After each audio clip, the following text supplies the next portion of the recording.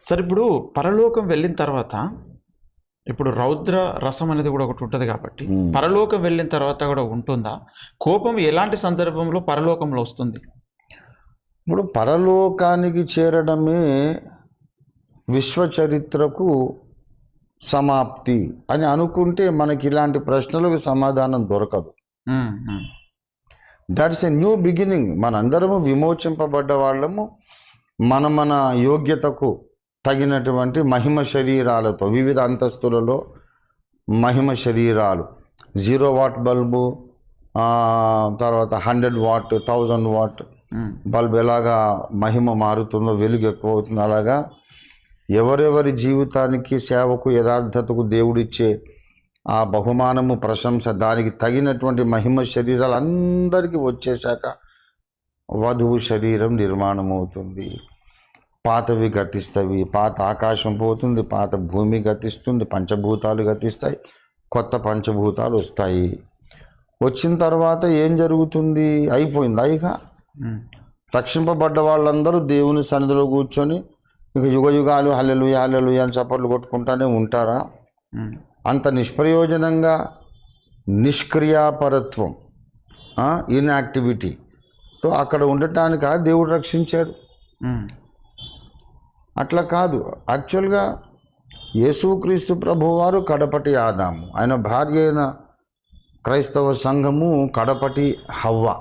కడపటి ఆదాము అయితే ఈమె కడపటి హవ్వ. ఆదాము హవ్వలకు పెళ్ళైనాక ఒక నూతన జాతి పుట్టింది. కడపటి ఆదాము ఆయన భార్యకు పెళ్ళైన తర్వాత మళ్ళీ నూతన జనాంగాలు పుడతాయి. పుట్టినప్పుడు మళ్ళా ఈ ప్రాబ్లమ్స్ అన్నీ ఉంటాయి. అందులో మళ్ళా లా అండ్ ఆర్డర్ ప్రాబ్లం. ఇప్పుడు విమోచింపబడ్డ వాళ్ళలో యోగ్యులైన వారు రాజులు అవుతారు.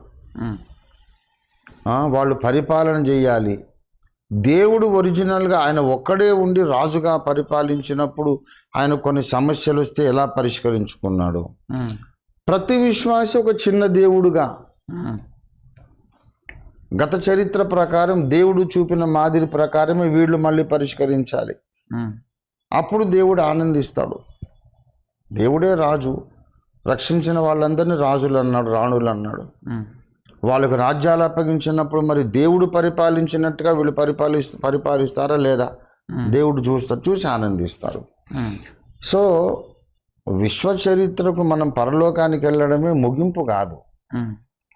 అది ఒక అధ్యాయానికి ముగింపు, ఇంకో కొత్త అధ్యాయానికి తీయడం జరుగుతుంది. అప్పుడు మళ్ళీ నవరసాలు అవసరం అవుతాయి.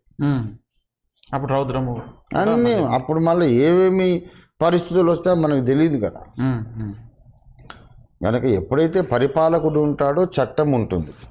ఎప్పుడైతే చట్టం ఉంటుందో దానికి లోబడే వాళ్ళు ఉంటారు, ఉల్లంఘించేవారు ఉంటారు.